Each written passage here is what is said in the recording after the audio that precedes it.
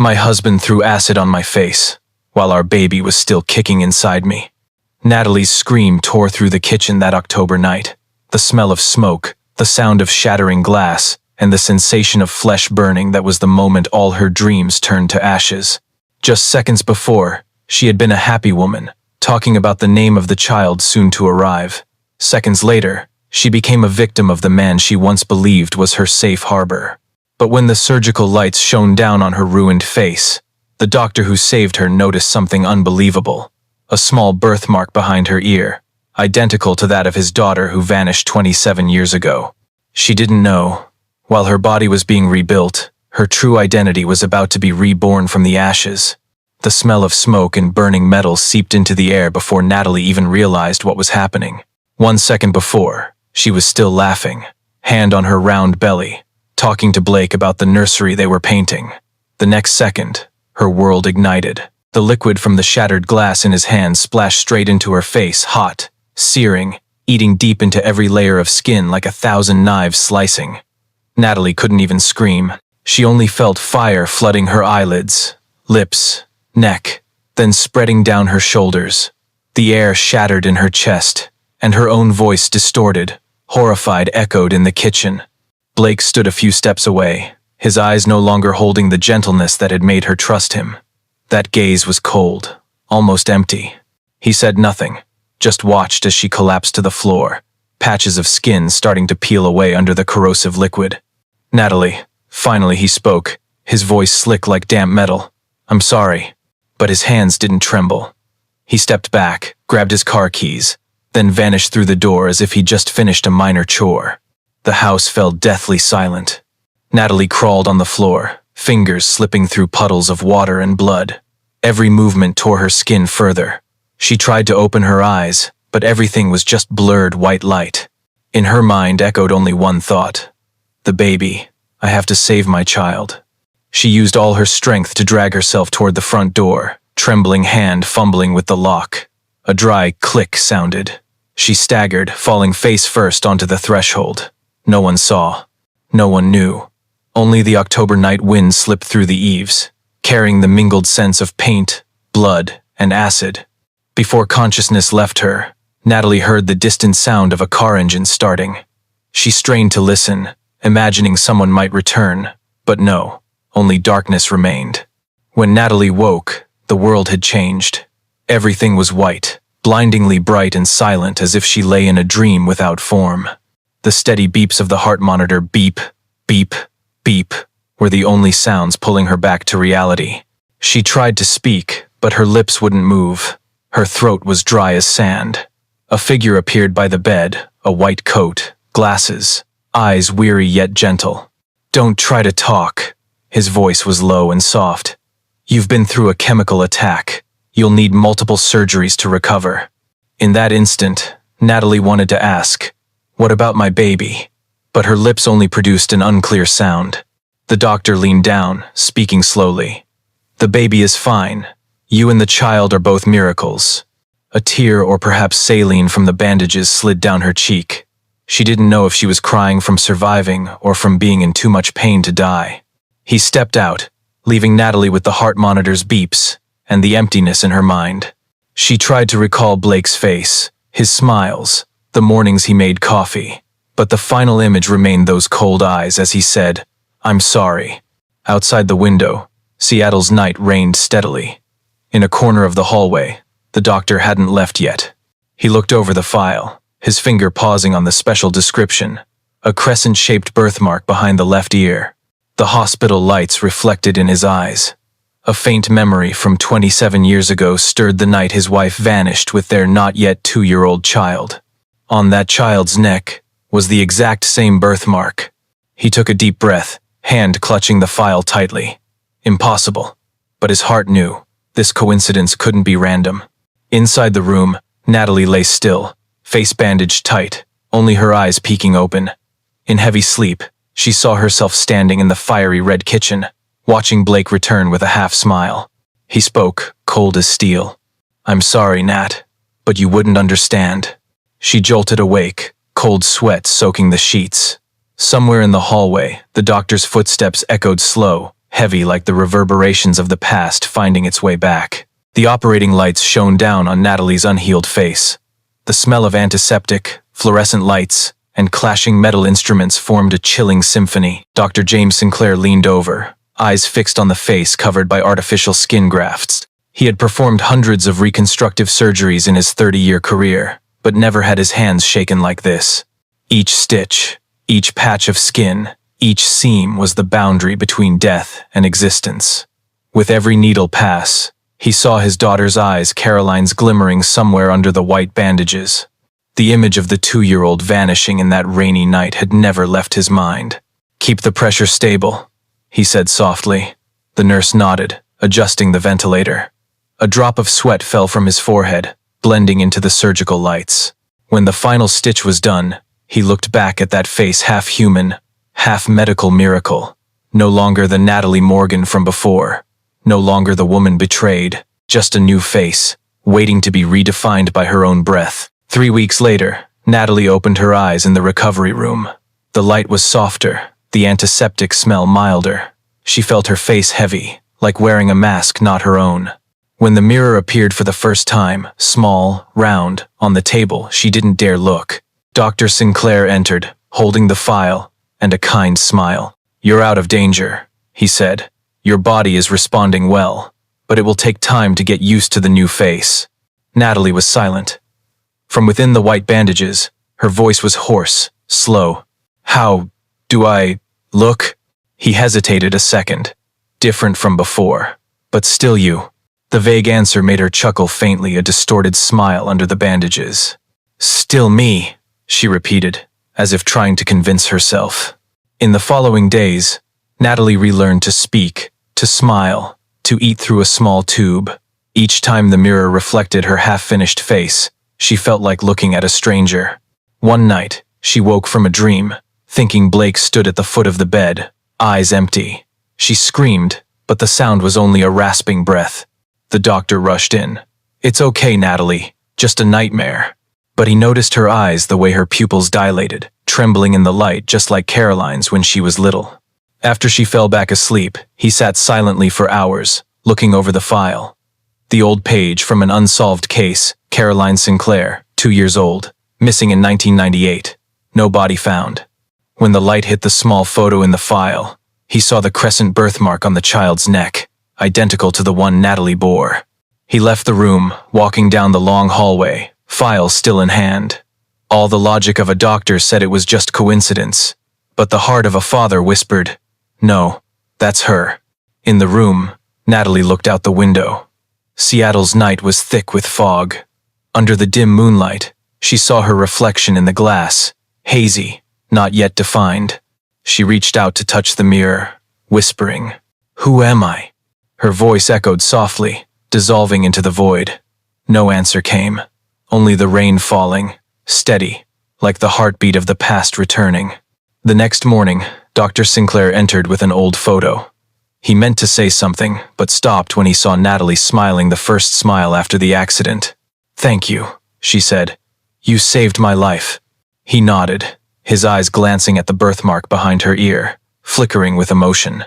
"No, Natalie," he replied softly, voice hoarse as the wind. "Perhaps you saved me."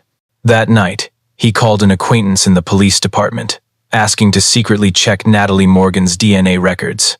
When he hung up, he looked down the hospital hallway, endless rows of bright white lights. He knew, once those results were revealed, everything would change. In the room, Natalie was dreaming.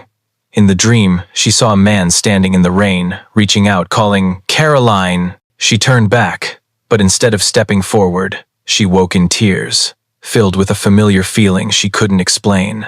That morning, as the first sunlight streamed through the hospital room window, a brown envelope lay quietly in Dr. Sinclair's file tray. No sender, just written briefly, "Private, DNA report." He picked up the envelope, heart beating faster than usual. Fingers accustomed to scalpels suddenly trembled slightly. He closed the office door, drew the blinds, then sat down. The paper unfolded, words appearing in the soft light. Sample A, Dr. James Sinclair. Sample B, patient Natalie Morgan. Result, 99.98% match. Parent-child relationship. The room seemed to hold its breath. In that moment, all surrounding sounds faded, only his own heartbeat pounding in his chest. He wasn't dreaming. No mistake. Natalie was Caroline Sinclair, the daughter kidnapped in 1998.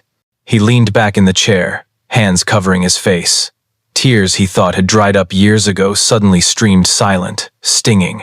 For 27 years, he had lived with guilt and emptiness, blaming himself for looking away from the child for just one brief minute. And now, fate or punishment had brought her back, in the form of a devastated woman. Meanwhile, on the third floor, Natalie was learning to walk again. Each step was a challenge, but at least she still had her legs. She felt the breath of the child in her belly, alive, resilient. Perhaps that little life was the only reason she still existed. A nurse brought her a stack of newspapers. On the front page, a photo of the man she once called husband, Blake Morgan, wanted for assaulting his wife with chemicals and life insurance fraud. She stared at the photo for a long time. The smile in it had once made her believe in love. Now, it only made her want to vomit. Life insurance for $500,000. Turns out, I was worth more than his love. Her hand clenched the newspaper until it tore, blood seeping from the stitches.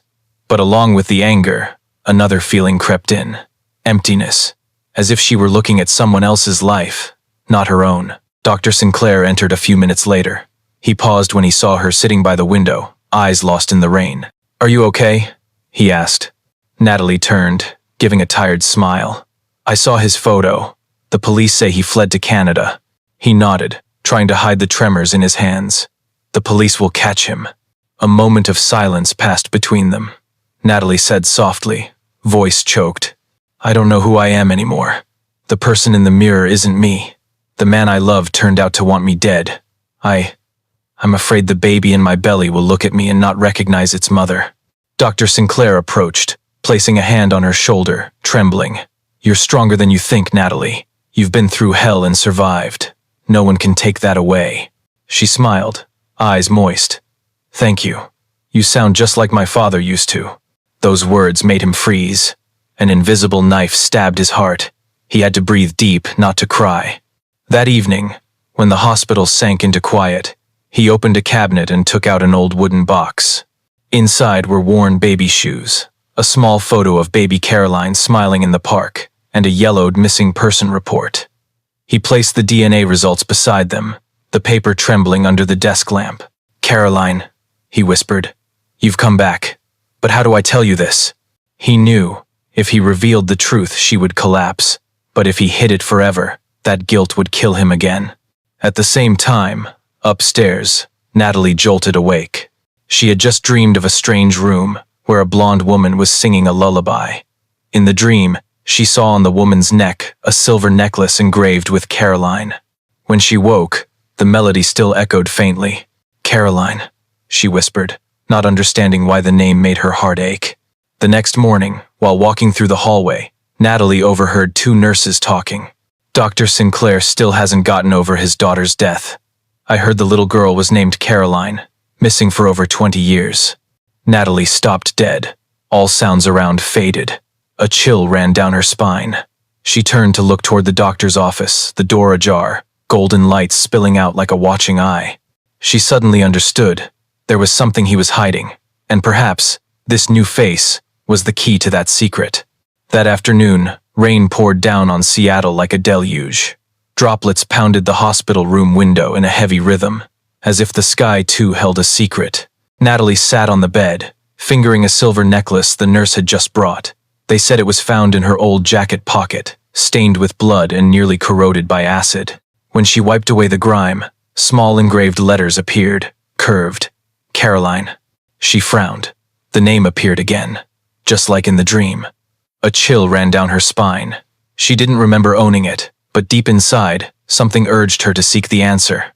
Natalie stepped into the hallway, where rubber shoes echoed under white lights. She stopped before Dr. Sinclair's office. The door was slightly ajar, inside a man's voice on the phone, trembling. "Yes, I'm sure. The DNA results confirm it. She's Caroline, my daughter." Natalie's whole body stiffened. In her head rang like an explosion. She backed away, hand on her belly, heart pounding wildly. My daughter. Those 4 words drilled deep, beat by beat. He was silent after the call, then sat down, hands on his head. Natalie peered through the crack on the table was an old photo. A blonde girl smiling, wearing the exact silver necklace she held. She stepped in, voice hoarse. Who were you talking about, Caroline? Sinclair startled, turning sharply. Color drained from his face in an instant. He stood, fumbling for words. Natalie, I can explain. She smiled faintly, but in that smile were tears. Explain then. Why is this necklace in my pocket? Why is there a photo of a child in your file, who looks like me? He stepped closer, but she backed away, eyes like blades. Tell me, you know who I am, don't you? Sinclair took a deep breath, voice choked. You are Caroline, my daughter. The space fell dead silent.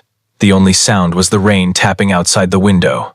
Natalie looked at him, unblinking. Her lips trembled slightly. No, you're lying. He opened a drawer, took out the DNA envelope, placed it on the table, pushed it toward her. I wish I were wrong, but it's the truth. She picked up the paper, read each line, each word like a cut into her mind. 99.98%, parent-child. Her hands shook so much the paper fell to the floor. She whispered, Impossible. I'm Caroline? I've lived my whole life not knowing who I am. Sinclair approached, voice breaking. You were kidnapped when you were just 2. Your mother died right after. I've searched for you for 27 years. And then, fate brought you back. In this form. She shook her head, tears streaming, voice choked. So what about the man I called father all these years? The mother who raised me? Who are they? What am I in all this? He had no answer. He could only say one thing, trembling. You're still my daughter. Natalie looked up, eyes blazing through tears. No, I'm no one anymore. I'm the woman without a face, without a name, without a past. Do you understand? She turned away, tears mingling with the rain. Sinclair called after, Caroline. The name made her pause, heart clenching. She turned slightly, whispering in her breath, Don't call me that. I don't know who she is. Then she left, leaving him in the cold room, lights flickering like dying. Sinclair sat down, hands on face. The room drowned in rain sounds, but not enough to swallow a father's choked sobs who had found his child again, only to realize he might have lost her forever. That night, Natalie sat alone by the window, hand on her belly. The baby kicked lightly like a heartbeat responding. She looked down at the water reflection on the glass new face, unfamiliar eyes. Who am I, little one? She whispered. The wind outside carried away the question, leaving only the rain falling heavy, persistent as if the whole sky dared not answer. 4 weeks after learning the truth, Natalie still couldn't look straight into the mirror. Each morning, when the nurse removed the bandages around her face, she felt like her skin was still burning, though the flames had long extinguished. But beneath the scars, a new face was gradually forming unfamiliar lines, unfamiliar eyes, a smile never hers. You're recovering well, Dr. Sinclair said, voice hoarse from many sleepless nights. Natalie didn't respond, since knowing he was her biological father, an invisible distance lay between them, not resentment but fear. Fear that if she looked into his eyes too long, she'd have to accept what she wasn't ready to believe, that fate had rewritten her life without asking. Afternoons, she often went to the small garden behind the hospital. There was an old maple shedding leaves. Each gust of wind sent hundreds swirling down like torn memories. One day, she brought an old notebook and started writing. Not a diary, but a list of things she remembered or thought she did. 1. I was born in Ohio. 2. My mother liked sunflowers. 3. I'm afraid of thunder. 4. My name is Natalie. Woo. Or is it Caroline? When writing the last line, the pen trembled, smudging into a long ink streak. She stared at it for a long time, then chuckled softly, a laugh mixed with tears. Dr. Sinclair often stood quietly at a distance watching. He knew she was battling 2 things, Natalie's past and Caroline's memories. He didn't force her to call him father, just silently stayed by, waiting for the moment she opened her heart. One evening, he brought her a small package. Inside was an old photo of him, his wife, and the blonde baby with a radiant smile. Natalie held the photo, staring long. "Is this my mother?" "Yes," he replied, voice choked. "She died right after you vanished. And you never had another family?" He shook his head. "After that day, I didn't want anyone else." The air in the room was thick, heavy. Natalie looked up, voice soft as breath. "If I really am Caroline, I'm sorry for causing you pain all these years." Sinclair smiled faintly, tears welling in his eyes. "No, you don't need to apologize. You're the reason I'm still alive today." In the following days, Natalie practiced walking in the hospital yard, each step slow but steadier. Sometimes she heard the baby kick in her belly, and that made her believe her body, though destroyed, still knew how to create life. One morning, she asked the doctor for permission to look in a large mirror. He hesitated, then nodded. The mirror was covered with a white cloth. When she pulled it down, the reflection made her freeze. Not Natalie, not Caroline. A new person, eyes more resolute, deeper, as if having passed through a storm and still standing. She touched the mirror, said softly, "I am me, whatever the name." Sinclair stood behind her, eyes shining with pride and pain. He knew that moment when she accepted her face was when she truly began to reborn. But the world outside wasn't peaceful yet. That evening, Detective Sullivan came to the hospital. He carried a thick file, face serious. "He made contact," the detective said. "Blake Morgan. We traced the phone signal to the Washington border area." Sinclair looked at Natalie, his face paling slightly. "Did he say anything?" she asked. Sullivan nodded. "One sentence only. Tell her I still have something I didn't get to say." No one in the room could breathe. Natalie clenched her hands, the burning sensation on her skin seeming to revive. "Something he didn't get to say," she whispered. "I'll hear it myself." Sinclair shook his head. "No, you're not strong enough yet." She looked at him, eyes more determined than ever. "I'm no longer a victim, doctor. I'm a survivor." That night, as the city sank into fog, she stood by the hospital window, hand on her belly, lights reflecting on her new face. A cold wind blew through, carrying the sound of falling leaves like the past closing. Natalie said softly, "Tomorrow, I'll start over. Not for revenge, but to reclaim my life." And somewhere in the dark hallway, Dr. Sinclair nodded faintly, whispering a prayer. "Caroline, you found yourself." 6 months after the attack, Seattle entered a biting winter. Snow covered the roofs and the entrance to the King County Courthouse. In the large room, dozens of reporters lined up, all waiting for the moment the acid attack survivor would face the man once called husband. Natalie entered, hand lightly on her belly, now 9 months. Under the long coat, faint scars traced her neck like memories of fire. On the other side, Blake Morgan stood in the defendant's box, wearing orange prison garb, his face gaunt, but eyes still holding the coldness that once chilled her. When their gazes met, time seemed to stop. No one spoke. But in that silence, the past rushed back, the smell of smoke, shattering glass, a motionless stare. Then a voice rang out, breaking the air. "The trial begins." The prosecutor presented the case, evidence of acid purchase, life insurance policy, emails with underground brokers, each detail laid bare like knives cutting the air. Natalie sat silent, hand on her belly. She listened, but her mind drifted to other memories. Mornings, he made coffee, hugs she thought were love. When it was time for witness testimony, the lawyer called her name. "Mrs. Natalie Morgan, please approach the stand." Her heels echoed slowly, each step a bell in her heart. She stood at the stand, facing Blake. He looked at her, corner of his mouth twitching, half smile, half challenge. "Can you recount what happened on the evening of October 12 last year?" Natalie took a deep breath. The whole room silent, only her steady breathing. "That was the night I believed I was happy," she began, voice low but clear. "I was 6 months pregnant, we had dinner, talked about the future. And then, he threw it in my face." She paused, breathed in. "I remember the feeling like being burned alive. I couldn't see, couldn't hear, only the baby's heart beating in me, the only thing keeping me there."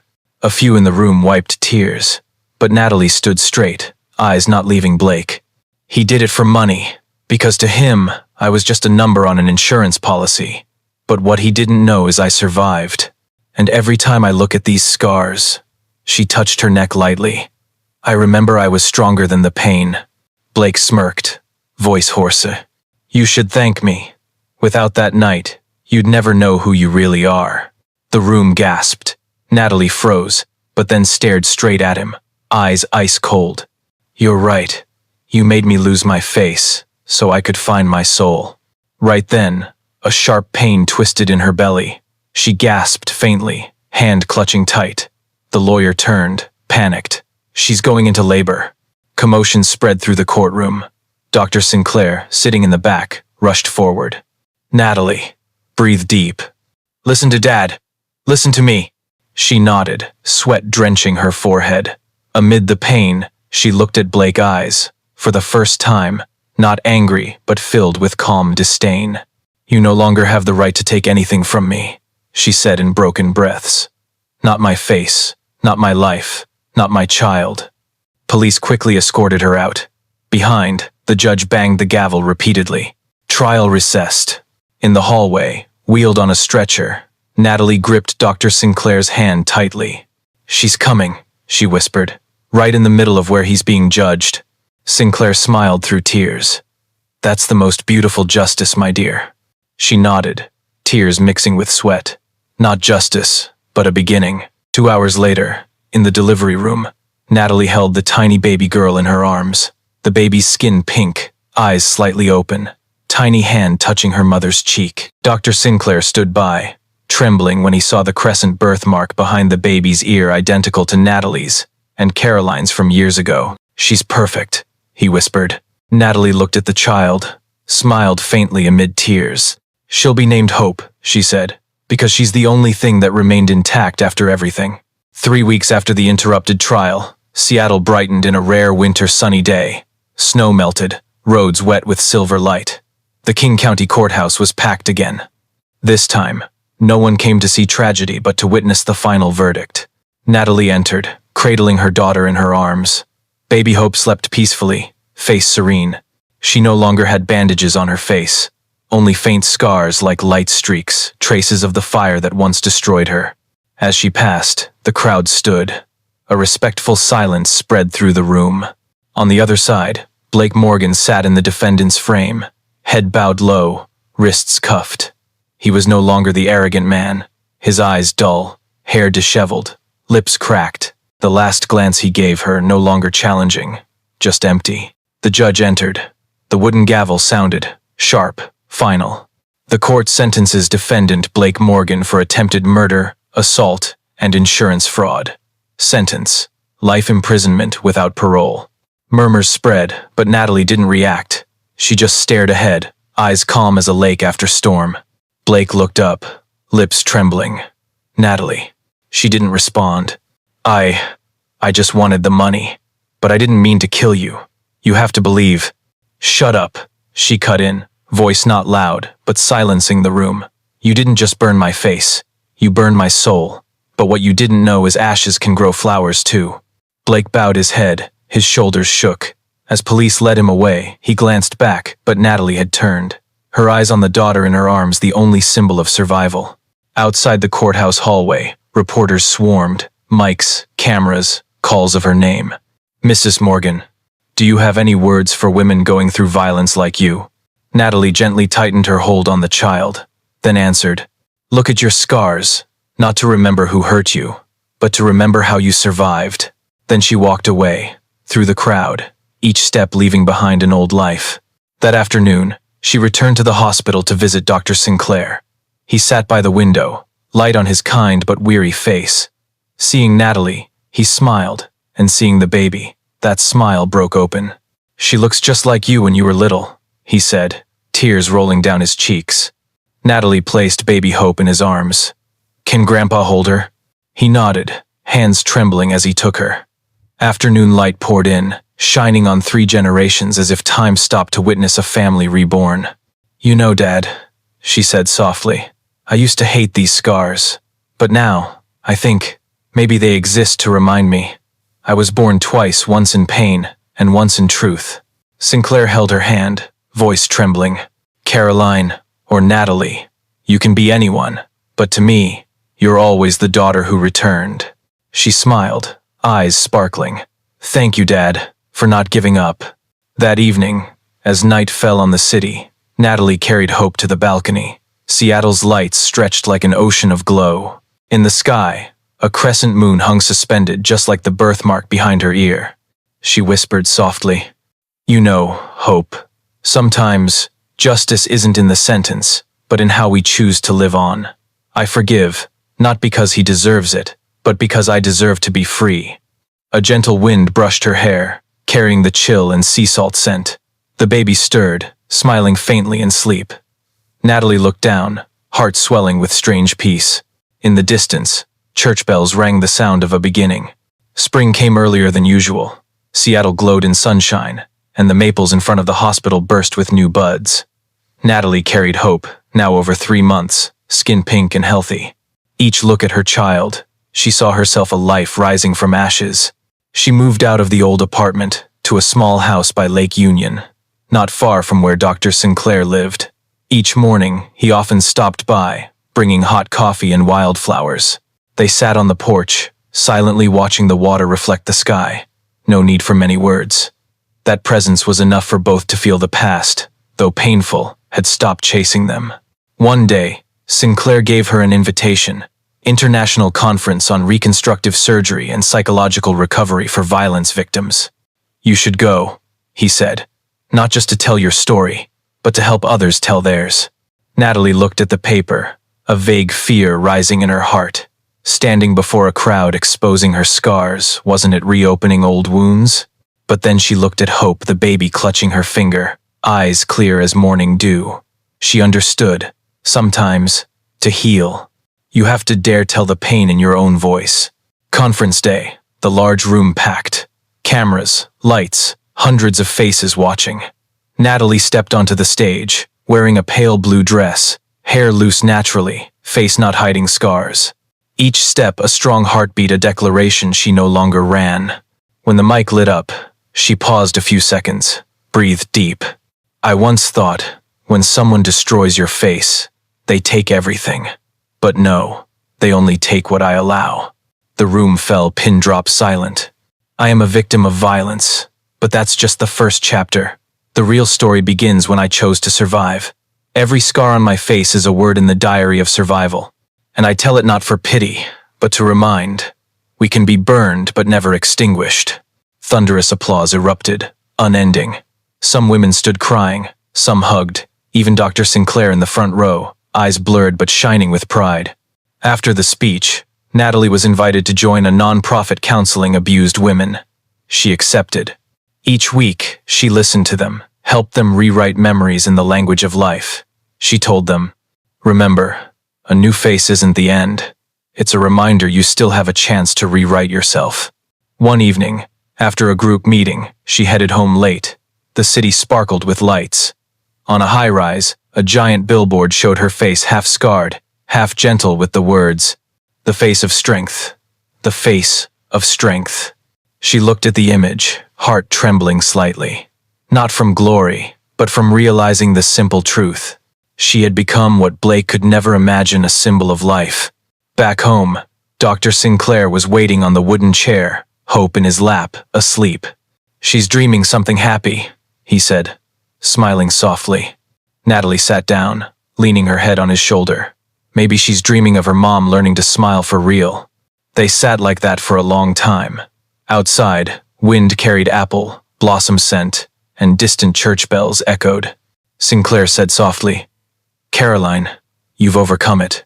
She replied lightly, smile blooming on her lips. "No, Dad, I didn't overcome. I just learned to walk with it." That night, she wrote the final line in the old notebook. "Once, I survived for my child. Now, I live to teach her strength. Because strength doesn't come from defeating anyone, but from not letting pain define you." She set down the pen, looked at the sky. The full moon shone on the lake, no longer crescent. Like her, not perfect, but whole. One early summer morning, as sunshine touched the window frame, Natalie stepped onto the porch. The old iron mailbox creaked. Inside was a simple envelope. No stamp, No return address, just a few words in slanted thin pen. From Blake Morgan, Federal Prison Monroe.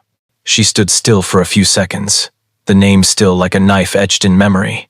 She thought she'd forgotten, but just those 3 words. Her heart clenched as before. Dr. Sinclair stepped out from the house, coffee in hand. He saw the envelope, eyes flashing concern. "You don't have to read it," he said. "Some things shouldn't be stirred up." Natalie shook her head. "No, Dad, I have to read. I need to know if there's anything in that past still unclosed." She opened the envelope. Inside a carefully folded yellowed paper, handwriting trembling. "Natalie, or Caroline, I don't know what to call you anymore. I'm not writing to ask forgiveness, because I know I'm not worthy. I just need to say one thing no one has heard. That night, I didn't intend to kill you. I really didn't. I was in debt, and they threatened to kill you if I didn't comply. I thought, if you were badly injured, they'd believe you dead and spare you. But I was wrong in every breath. When I saw you fall, I knew I'd burned my whole life. I don't expect you to believe. Just hope you live, because only if you live does my mistake have meaning. Anyway." The paper trembled lightly in her hand.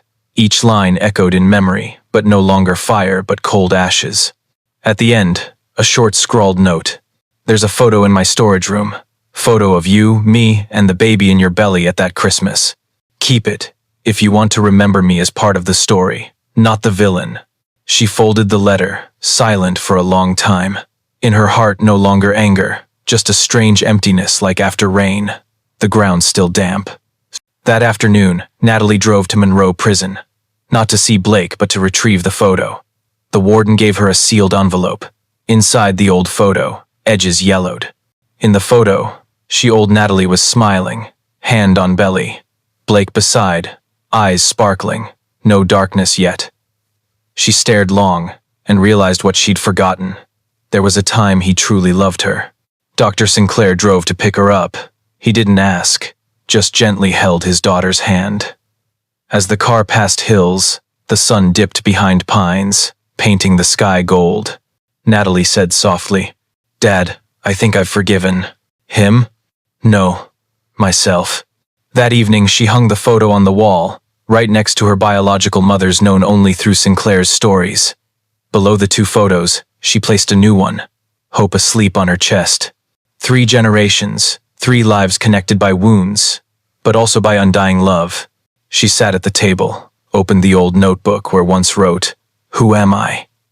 This time, she added a final line. "I am the one born 3 times. Once from blood, once from fire, and finally, from forgiveness." In King, an hour fish. That night, wind from the lake blew cool. She opened the door, looked at the starry sky. Moonlight reflected on the water, round and bright, no longer the crescent of old. She carried Hope, sang softly, "Sleep, my little one. The fire's gone, the night is kind. Tomorrow, we live, again." Her voice light, but echoing far, blending into the wind like a prayer. Somewhere, in a cold cell, Blake looked up through bars, moonlight on his eyes.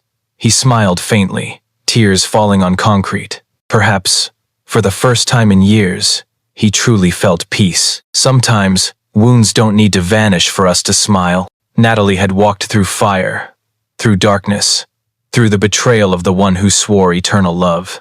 But in that fire, she found her true self, not Natalie anymore. Not quite Caroline, but the woman who dared to reborn.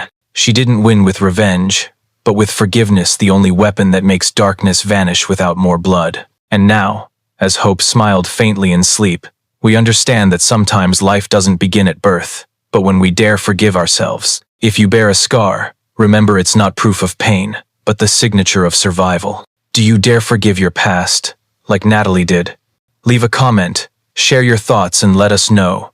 Do you want to see part 2, Hope's story? Đôi khi, những vết thương không cần biến mất để ta có thể mỉm cười. Natalie đã đi qua lửa, qua bóng tối, qua cả sự phản bội của người từng thề sẽ yêu cô mãi mãi. Nhưng chính trong ngọn lửa đó, cô tìm thấy bản thể thật của mình, không còn là Natalie, không hẳn là Caroline, mà là người phụ nữ dám tái sinh. Cô không chiến thắng bằng trả thù, mà bằng lòng tha thứ, thứ vũ khí duy nhất khiến bóng tối tan biến mà không cần đổ thêm máu. Và giờ, khi Hope khẽ mỉm cười trong giấc ngủ, ta hiểu rằng đôi khi sự sống không bắt đầu ở khoảnh khắc ta được sinh ra, mà ở lúc ta dám tha thứ cho chính mình. Nếu bạn từng mang một vết sẹo, hãy nhớ đó không phải là bằng chứng của nỗi đau, mà là chữ ký của sự sống sót. Bạn có dám tha thứ cho quá khứ của mình, như cách Natalie đã làm không? Hãy để lại bình luận, chia sẻ cảm nhận của bạn, và cho chúng tôi biết, bạn có muốn thấy phần 2, Hope Story không?